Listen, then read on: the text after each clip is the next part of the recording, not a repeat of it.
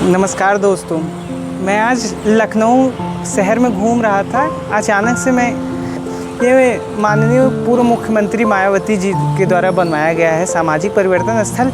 ये यहाँ पे हमारे बाबा साहब भीमराव अंबेडकर और रमाबाई अंबेडकर, उनकी जो पत्नी थी, वही उनकी प्रतिमा है। और उनकी प्रतिमा हो भी क्यों, आज भारत में जो समाज का कॉन्सेप्ट डेवलप हुआ है, जो हमने समाजवाद के बारे में समझा है कि समाज एक कैसा होना चाहिए, एक इक्वलिटी का प्रिंसिपल उन लोगों को दिया गया है, एक समता की बात हुई है, समानता की बात जो आई है, वो इन्हीं की देन है। इन्हीं के संविधान से आज हम जान सके हैं कि हाँ, भारत है। भारत के जो वो तबके, जो पिछड़े हुए तबके थे, उनको उनकी सीमा से बाहर एक समानता का अधिकार दिलाने में जो सबसे बड़ा अगर किसी का हाथ है तो माननीय बाबा साहब अम्बेडकर जी, कांसीराम जी का हाथ है।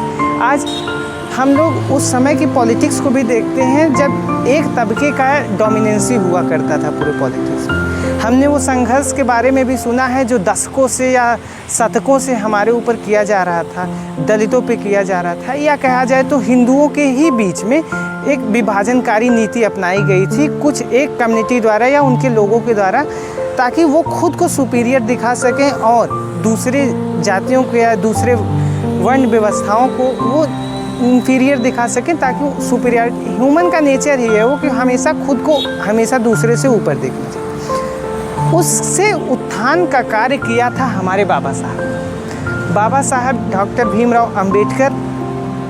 इन्होंने आज हमारे संविधान की संरचना में मूलभूत सबसे बड़ा उपकार दिया है। इन्होंने ही भारत के संविधान को ड्राफ्टिंग कमेटी के चेयरमैन थे, इन्होंने ही ड्राफ्ट किया है। आज संविधान जो भी है, आज संवैधानिक पद जो भी हैं, वो इनकी ही परिकल्पना से उपजे हैं। इन्हीं की सोच का नतीजा आज का भारत का संविधान। हाँ, संविधान हो या किसी भी तरह का मेजर एक्ट हो या कोई भी तरह का वैधानिक चीज़ हो, उसमें हमेशा समता चेंजेस ज़रूरी होते हैं। तो अमेंडमेंट के थ्रू चेंजेस हो रहे हैं, लेकिन जब हम इस शब्द को सुनते हैं सामाजिक परिवर्तन और इस जगह पे आते हैं और यहाँ पे मायावती जी के उस कृत्य को देखते हैं कि हाँ, ये है हमारा समाज। आज वो समाज, वो तबका जो उस समय काफ़ी पिछड़ा हुआ था, वो आज इस लेवल पे पहुँच गया है कि हम इस ब्यूटी को देख सकते हैं।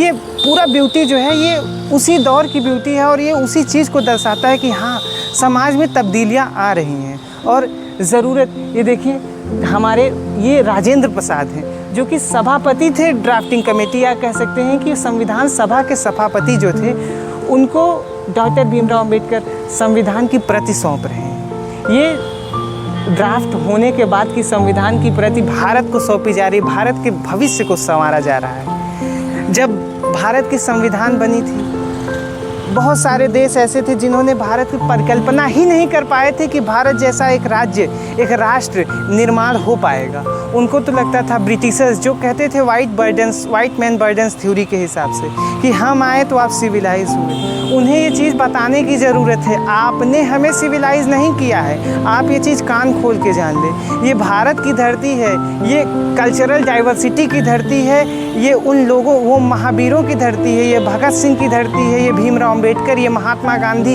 ये वीर सावरकर की धरती है। ये धरती किसी एक की नहीं है, ये धरती उन सभी की है जो आज धरती पे रह रहे हैं। भारत है, ये मेरा भारत है। सोचिए, इस भारत की परिकल्पना इसी संविधान सभा में हुई थी। संविधान सभा, पार्लियामेंट हाउस। उस समय पार्लियामेंट हाउस संविधान सभा था और 1948 से उनके अथक प्रयासों के बाद हमारा संविधान गठित किया गया। इस संविधान को उस समय के परिदृश्य से काफ़ी दूर तक सोच के बनाया गया है कि आज भी उस संविधान की रेलेवेंसी है समाज में। समाज बदला नहीं है, समाज अथक बदला है, बहुत बदलाव आया है और ज़रूरत भी है। समय के हिसाब से लोगों को उस समय की समझ है जितनी मुझे, मैं अपनी समझ से बता रहा हूँ। जो गैर बराबरी समाज में थी, तो आर्थिक गैर बराबरी, राजनीतिक गैर बराबरी, सामाजिक गैर बराबरी, उन सबको पाटना बहुत आवश्यक था। उसी समय आर्टिकल 15 को इंट्रोड्यूस किया गया, जो कि डिस्क्रिमिनेशन से बचाता है, मतलब कि छुआछूत की वो उसमें मनाही है, मतलब कि जो भी छुआछूत फैलाएगा उसके खिलाफ कड़ी से कड़ी कार्रवाई होगी, वैधानिक कार्रवाई होगी। ज़रूरत क्यों नहीं पड़े इसकी। क्या हम उस भारत को नहीं जानते जिस भारत में छुआछूत की ही वजह से एक जाति विशेष को ही दक्षिण तोला कहा जाता था। ये सामाजिक परिवर्तन प्रतीक स्थल उन्हीं को दर्शाता है कि समाज में बदलाव भी आते हैं और समाज सतत विकास, सतत क्रांति की ही पथ पर चलता है। समाज को हमेशा एक बदलाव के ही रूप में देखा जाना चाहिए। जब समाज स्टैटिक हो जाता है, जब समाज रुक जाता है, तो वही समाज रूढ़िवादी समाज बन जाता है और फिर वही सबसे घातक समाज बन जाता है। किसी भी परिदृश्य में देखिए उस समाज को, उसका डेवलपमेंट ख़त्म हो जाता है, राजनीतिकरण हावी हो जाती है, धर्म बहुत ज़्यादा हो जाता है। आज के समाज को देखेंगे, समाज आज भी बटा हुआ है, आर्थिक असमानता आज भी है, जातीय असमानता आज भी है। लेकिन जब हम अपने हिस्ट्री को देखते हैं और उससे सीखते हैं कि एक जो नेशनलिज्म की भावना होती है, राष्ट्रवाद की भावना होती है, वो उग्र पे आती है। जब कभी भी डिस्प्यूट होता है किसी दो कम्युनिटी के बीच में, दो जातियों के बीच में, तो वो जाति, इससे पहले कि वो जाति एक हिंसा में तब्दील हो, एक सिविल वॉर बने, हमारे अंदर हमारी हिस्टोरिकल बैकग्राउंड की वजह से एक फीलिंग ऑफ प्राइड आता है कि हाँ, हम भारत माँ के बच्चे हैं, इस भारत के बच्चे हैं। इस भारत को बनाने में मुसलमानों ने अपना सहयोग दिया, हिंदुओं ने अपना सहयोग दिया, दलितों ने अपना सहयोग दिया, बुद्धियों ने अपना सहयोग दिया। ये भारत किसी एक का नहीं, ये भारत सबका है। ये भारत सेकुलरिज्म के प्रिंसिपल पे काम करता है। सेकुलरिज्म क्या है? सेकुलरिज्म है कि स्टेट का कोई धर्म नहीं, स्टेट हर धर्म को एक नज़र से देखेगा। वो है विकास का नज़र, कि धर्म ऐसा होना चाहिए जो सतत विकास में काम आए। धर्म का कोई एक मतलब नहीं होना चाहिए।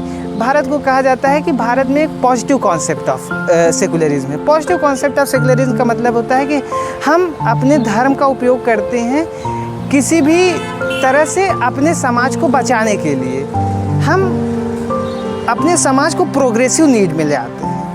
स्टेट किसी धर्म को मानता नहीं है, इसीलिए कहा जाता है ना कि स्टेट का कोई धर्म नहीं है, स्टेट धर्म निरपेक्ष है।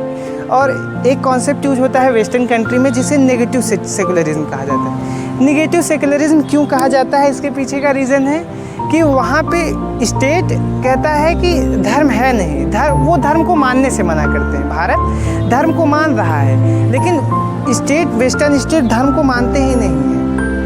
कहते हैं कि धर्म पर्सनल मैटर है। हाँ, है पर्सनल मैटर। 25 से 28 में हमारे भी संविधान में लिखा हुआ है कि धर्म या धार्मिक मामला हमारा पर्सनल है, लेकिन स्टेट उसमें तभी इंटरफेयर करेगा जब वहाँ ज़रूरत होगी। स्टेट को और धर्म को कभी अलग नहीं किया जा सकता। एक राष्ट्र बिना धर्म